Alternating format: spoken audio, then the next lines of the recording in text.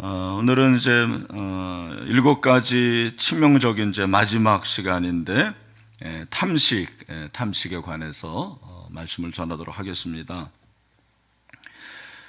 어제 우리 교회 부목사님이었던 김기영 목사님이 부산에서 연락이 왔습니다. 개척을 했는데 금년 가을에 설립 예배를 드린다고 그렇게 연락이 왔습니다. 우리 교회에 계셨던 교역자들이 목회 전방에 가서 이렇게 목회를 잘하게 되어서 감사하고, 참고로 우리 한동훈 목사님도 9월 26일에 위임 예배를 드립니다. 여러분들이 기억하시면서 기도해 주시면 좋겠습니다. 김 목사님이 저에게 그렇게 물어봤어요. 목사님 건강은 괜찮으십니까? 그래서 제가 건강은 괜찮은데 한 가지 문제가 체중이 불어서 문제다. 제가 그렇게 얘기를 했습니다. 이상하게 이렇게 체중을 빼는 게 참 어려운 것 같아요. 제가 그렇다고 뭐 식탐이 있는 건 아닌 것 같은데 잘 곰곰이 생각해 보니까 또 식탐이 있는 것 같아요. 제가 대식가는 아닌데 군것질을 좋아해서 그것도 사실 식탐이지 않습니까? 그래서 오늘 우리가 이제 식탐에 대해서 살펴보게 되는데, 지금까지 6가지 치명적인 죄 살펴봤습니다. 기억나시는지 모르겠어요. 첫 번째는 뭐였죠? 시기. 그 다음에 정욕이었습니다. 그렇죠? 그 다음에 뭐였습니까?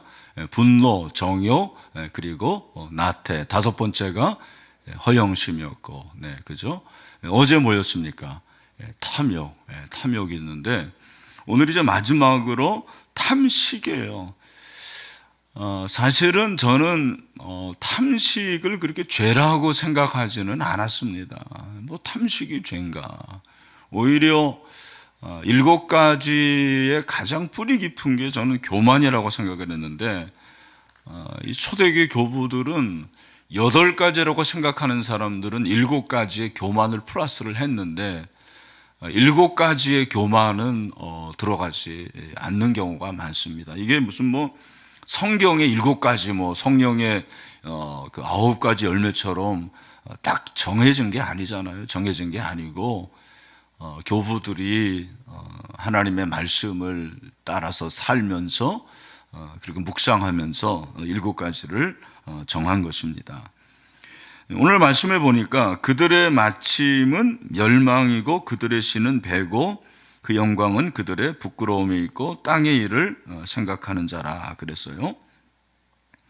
빌립보 교회에 유대주의자들이 있었고 반유대주의자들이 있었는데, 그 반유대주의자들의 특징이 반도덕주의자들이에요. 그러니까 이들은 도덕적인 삶을 부인하는 거예요.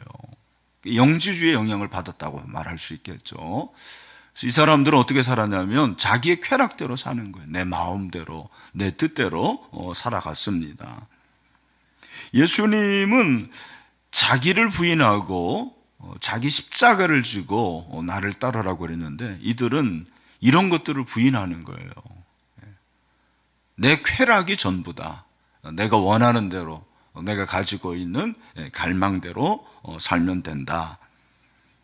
이 사람들은 그래서 십자가를 부인하게 되는 거죠. 십자가를 부인하게 되어서 오늘 본문에 보면은 그 19절 앞에 사실은 여러 사람들이 그리스도의 십자가의 원수로 행하느니라 그러는데 그런 의미예요. 18절의 말씀이 십자가를 지고 가야 되는데 십자가를 부인하는 이 사람들은 십자가의 원수로 행한다. 그렇게 사도 바울이 얘기를 합니다. 그러면서 그들의 마침을 멸망이다. 결국 이렇게 쾌락을 추구하고 따라가는 자들의 마지막은 뭐라는 거예요? 파멸이다, 멸망이다 라고 얘기를 하고, 그들의 신은 배다. 여기서 배라는 걸 우리가 잘 알아야 되는데, 배가 여러 가지가 배 있잖아요. 우리 몸에 배도 있고, 그 운송 수단으로서 배도 있고 먹는 배도 있는데, 여기서 배는 뭘까요? 우리의 배를 말하는 거예요. 이 배가 헬라어로 어떤 의미가 있냐면 인간의 육체적 욕망이다. 그렇게 말하면 되는 거예요. 그러니까 그들이 그렇게 쾌락을 추구하고 자기의 욕망대로 살기 때문에 결국은 파멸당할 것이고, 그들의 신은 배다. 그들이 섬기는 하나님은 뭐라는 거예요? 육체적인 욕망이다라고 얘기를 합니다. 결국 이 사람들은 그 영광은 그들의 부끄러움에 있고 땅의 일을 생각하는 자라. 왜 이 사람들이 그렇게 살아가느냐? 왜 육체적 욕망이 실현되느냐? 다른 게 아닌 거죠. 결국에는 이 땅의 일만 생각하는 거예요. 그 세속적인 삶을 살아가고 천국의 시민권을 가지고 하늘나라를 바라보는 것이 아니고 늘 관심이 어디에 있는 거예요? 이 땅의 것. 이 땅의 것만 관심이 있다라고 사도 바울이 말씀을 하고 있습니다. 이런 측면에서 탐식이 뭐냐면 배를 충족시키는 게 탐식이잖아요. 우리의 배, 이 육체적인 욕망을 충족시키는 거, 그것이 바로 탐식이에요. 저는 탐욕과 탐식이 같이 간다고 생각을 해요. 우리 안에 탐욕이 있고 그 탐욕 중에 하나가 음식으로 표출이 되는 거죠. 그게 바로 탐식이라고 볼 수가 있습니다.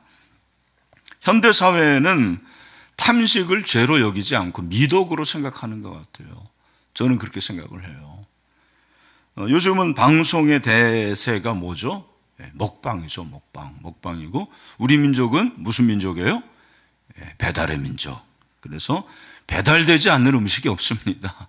뭐든지 다 배달이 되는 아주 자랑스러운 배달의 민족이에요.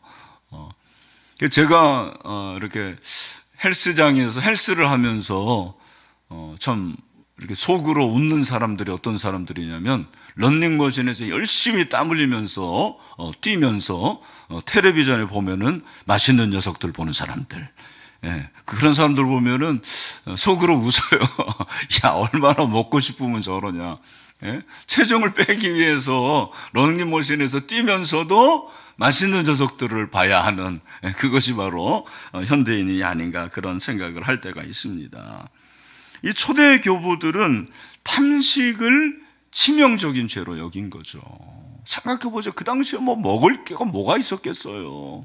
그럼에도 불구하고 인간에게는 탐식이 있었고, 제가 본 책에 보니까 토마스 아퀴나스 같은 사람은 탐식을 7가지 죄 중에서 첫 번째로 여길 만큼 그렇게 심각한 죄로 생각을 했다라고 합니다. 우리가 생각하는 식탐은 사실은 많이 먹으면 식탐이라고 생각을 하잖아요. 근데 식탐은 양과 상관이 없는 거예요. 얼마나 많이 먹느냐. 만약에 그렇다면 많이 먹는 게 죄라면 살찐 분들, 비만의 분들은 죄 짓는 겁니까? 100kg 넘는 사람들은 죄 짓는 거예요? 그건 아니잖아요.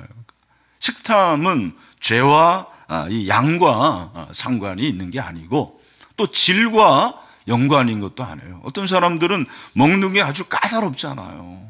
아주 까다로워가지고 자기가 원하는 것만 먹고 또 까탈스러워가지고 맛있는 것만 먹고 우리가 그렇게 살아갈 수가 있는데 그런 질의 문제도 아닙니다. 이 식탐은 양과 질의 문제가 아니고 제 생각에는 동기의 문제인 것 같아요. 어떤 동기로 먹느냐.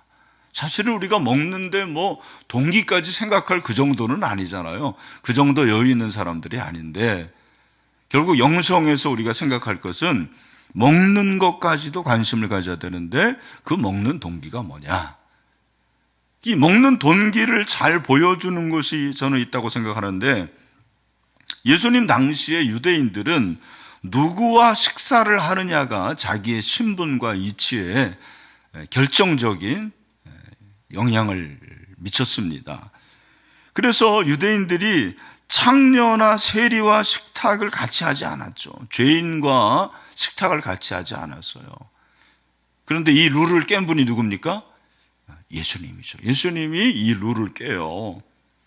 유대인들이 그런 예수님에 대해서 뭐라고 말하냐면 누가복음 7장 34절 말씀인데 같이 한번 읽어보도록 하겠습니다. 시작. 인자는 와서 먹고 마시매 너희 말이 보라 먹기를 탐하고 포도주를 즐기는 사람이요 세리와 죄인의 친구로다 하니. 아멘.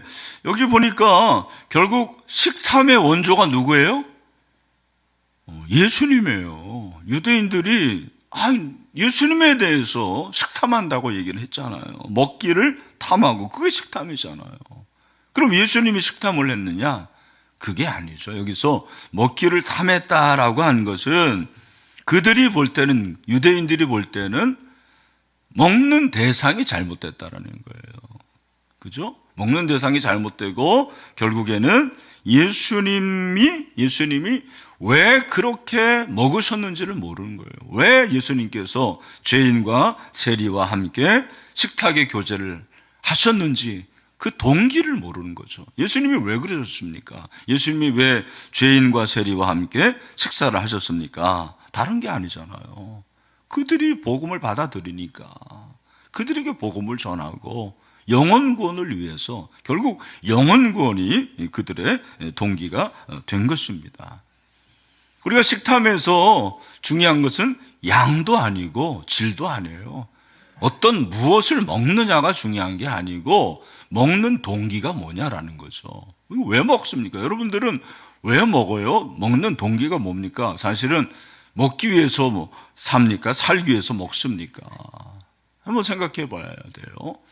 저는 두 가지로 묵상을 하려고 하는데, 첫 번째는 우리가 먹는 동기가 하나님을 인식하는 것이 돼야 되겠다라는 생각을 합니다. 여러분 중에 하나님이 생육하고 번성하라고 하고 다 먹을 걸 주셨는데 왜 식탐까지 이렇게 생각을 해야 됩니까? 이렇게 아마 반문하는 분도 있을 것입니다. 그런데 여러분, 성경을 보면 레위기에서 하나님이 유대인들에게 음식법을 주세요. 물론 신약은 이것이 다 무너졌습니다만, 그러나 하나님이 왜 레위기에서 유대인들에게 어떤 것을 먹으라 하고 어떤 것을 먹지 말라고 했을까? 지금도 유대인들은 코스법이 있어서 제가 말씀드리잖아요. 특별히 고기를 함부로 먹지는 않아요. 왜? 피채 먹으면 안 되니까. 유대인들은 뉴욕에 이제 미국에 유대인들이 많이 사는데 뉴욕에 제일 많이 살거든요. 그 뉴욕에는 유대인들만 이용하는 정육점이 따로 있어요. 그리고 도살장이 따로 있습니다. 그들은 돼지고기도 먹지 않지만 양고기, 쇠고기 다 피를 빼고 먹어요. 우리는 레스토랑에 가서 소고기 스테이크 먹을 때 물론 웰던도 먹지만 미디엄 레어 그러면은 막 피가 뚝뚝 떨어지잖아요. 그런 거 먹지 않습니까? 그거 더 맛있잖아요. 부드럽고. 그 사람들은 그런 고기 안 먹어요. 제가 시티켈가의 사람들이라는 그 드라마도 보면서 계속 질문했던 게 왜 하나님이 코스법을 주셨을까? 왜 그래요? 음식을 가려서 먹으라는 게 아니죠. 사실은 뭐예요? 그 음식을 주신 누구를 기억하라? 하나님을 기억하라는 거예요. 늘 하나님을 왜? 먹는 것이 우리 일상이니까 그 일상에서 삼시세끼를 먹일 때 그 삼시세끼를 먹을 그 순간순간마다 누구를 인식하라는 거예요? 하나님을 인식하라. 하나님을 기억하라는 것이죠. 이 먹는 것에 자유하지 못하면은요, 굉장히 삶이 위축이 돼요. 그들이 그렇게 살아가는 거예요. 위축된 삶으로. 자유롭게 살지 못하고 그렇게 살아가는데, 물론 이 시장에서는 모든 것이 무너졌지만, 이제 없어졌지만 여전히 그 정신은 흐른다고 생각해요. 뭐예요? 하나님을 인식하죠. 하나님을 인식하는 거. 하나님이 인류 최초에 인간인 아담과 하와에게 명령을 하시지 않습니까? 무슨 명령을 하십니까? 다 먹어도 되는데 선악을 알게 하는 나무의 열매는 따먹지 말라. 그런데 아담과 하와가 따먹어야 안 따먹어요? 따먹죠. 따먹는 이유가 무엇입니까? 왜 선악과를 따먹습니까? 이유가 무엇입니까? 1번 배고파서, 2번 먹을 것이 없어서, 3번 자기 마음대로 살고 싶어서. 답이 뭐예요? 3번이죠. 3번. 자기 마음대로 살고 싶어서 그런 것입니다. 결국 그들은 자기의 뜻대로 살았어요. 하나님의 뜻대로 산 것이 아니고 자기의 뜻대로 결정하고 자기의 뜻대로 살았습니다. 먹는 동기가 달랐어요.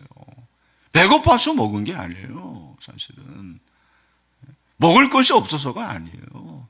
그 동기가 뭐냐면 우리가 오늘 본문에서 본 그들의 인생의 목적이 배였기 때문입니다. 육체적 욕망, 그 욕망대로 살는 것이 그들의 동기였다는 것입니다. 그래서 하와가 그 따먹는데요. 따먹기 전에 창세기 3장에 보면은 뭐라고 그랬습니까? 우리 창세기 3장 6절을 한번 읽어보겠습니다. 시작. 여자가 그 나무를 본즉 먹음직도 하고 보암직도 하고 지혜롭게 할 만큼 탐스럽기도 한 나무인지라 여자가 그 열매를 따먹고 자기와 함께 있는 남편에게도 주매 그도 먹은지라. 아멘. 여기 보니까 나무를 본즉 첫 번째는 어떻게 됐습니까? 먹음직해서 먹음직. 두 번째는 뭐예요? 보암직. 세 번째는 지혜롭게 할 만큼 탐스러웠습니다. 근데 원어를 보면 이 먹음직이라는 말이 어떤 말이냐면 어떤 뜻이냐면 먹기에 좋다. 토브라는 단어가 여기도 사용됐어요. 하나님이 보시기에 좋았더라고 그랬는데 이 사람들은 먹기에 좋은 거예요.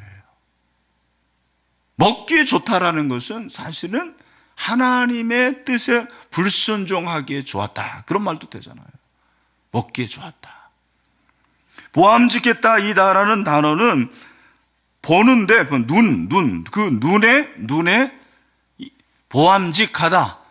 어떤 의미냐면 그 눈에 욕망이 있다 그런 말이에요. 이 디자이어라는 것이 그 눈에 있었어요. 이게 정욕이죠. 이게 우리가 살펴본 정욕이죠. 지혜롭게 할 만큼 탐스럽다. 이 탐스럽다라는 말도 역시 욕망이에요. 욕망. 결국 이 세 가지가 무엇입니까? 이 세 가지의 공통점이 내 욕망이에요. 내 욕망. 내 욕망을 채우려고 그런 거예요. 하나님은 선악을 알게 하는 나무 열매를 왜 따먹지 말라고 했느냐? 그거 볼 때마다 누구를 생각하라는 거예요? 하나님을 인식하라는 거거든요. 하나님을 생각하라. 아, 나는 인간이지, 피조물이지, 순종해야 되지. 하나님을 인식하라는 것인데 이들은 욕망대로 살아서 결국에는 먹게 된 거예요. 우리도 음식을 먹는데 사실 이 정도까지 그렇게 생각하는 경우가 얼마나 있습니까? 그런데 우리가 오늘부터는 좀 생각을 해야 돼. 음식을 먹을 때, 내가 이거 먹는 동기가 뭐냐. 맛있어서 먹고, 물론, 그게 내가 좋아서 먹는 음식이기도 하지만, 그때마다 음식을 볼 때마다 하나님을 생각하는 거예요. 저는 그래도 음식을 볼 때 하나님 생각하는 게 과일을 볼 때요. 제가 과일을 참 좋아하는데 하나님이 주신 최고의 선물이 구원다우면 과일인 것 같아요. 네. 얼마나 놀랍습니까? 계절마다 주세요. 계절마다. 네. 요즘엔 포도가 또 그렇게 맛있잖아요. 복숭아 들어가고 포도가 조금 있으면 이제 사과가 나올 거 아닙니까? 배가 나올 거 아닙니까? 얼마나 놀라워요. 그러니까 여러분이 음식을 볼 때 그 음식이 맛있다. 맛집을 생각하고 그것이 아니고 하나님을 인식하죠. 우리가 음식을 통해서도 하나님을 인식할 수 있는 그럴 때 우리가 식탐을 버리고 분투하는 그런 삶을 살아갈 수 있다. 그렇게 생각을 하고 또 하나는 우리가 이 식탐을 이기려면 분별을 해야 되는 거예요. 분별이 참 중요하다고 생각을 합니다. 우리가 식탐을 이길 수 있는 좋은 방법 중에 하나가 뭐냐면 금식입니다. 금식. 근데 여러분 우리가 금식을 왜 합니까? 금식의 목적이 뭡니까? 우리는 금식을 주로 결사의 의미로 금식을 하는 것 같아요. 우리 민족이 아주 대단한 민족이잖아요. 배달의 민족이기도 하지만 결사의 민족이에요. 데모만 하면은 그 다른 나라 사람들은 그냥 이렇게 걷잖아요. 주로 데모할 때. 근데 우리는 항상 이마박에다가 뭘 하나 머리끈을 딱 하고 거기다 결사 반대 그럽니다. 결사가 뭐예요? 죽기까지란 말이거든요. 죽기까지. 결사반대. 우리가 금식도 그런 의미로 금식을 많이 해요. 하나님, 나 이거 밥 가지고 굶습니다. 생존권의 문제를 가지고 기도하지 않습니까? 그런데 여러분, 성경이 말하는 금식은 그게 아니에요, 사실은. 왜 금식하라고 합니까? 금식은 사실은 내 삶의 튜닝이에요, 튜닝. 우리 그 관현악단들 자기 그 연주하기 전에 튜닝 하잖아요. 그게 뭐예요? 그게 조절이죠. 분별이에요, 분별. 우리의 삶의 분별이 바로 금식이에요. 그러니까 여러분들이 너무 내 삶이 육신적이고 그리고 탐욕적이고 내가 뭐 화도 많이 나고 욕심도 많이 나고 그런 분들은 한 끼 금식을 하세요. 아주 좋은 방법이에요. 아주 좋은 방법입니다.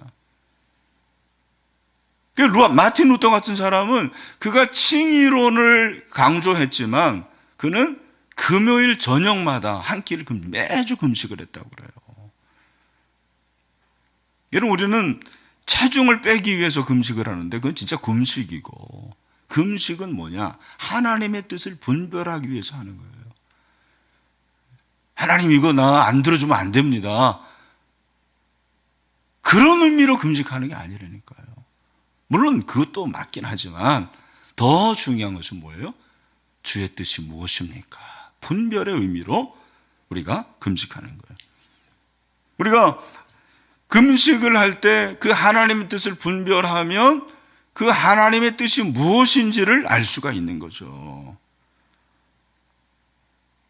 로마서 12장 2절에서 사도 바울은 뭐라고 말합니까? 우리 로마서 12장 2절 말씀도 한번 읽겠습니다. 시작.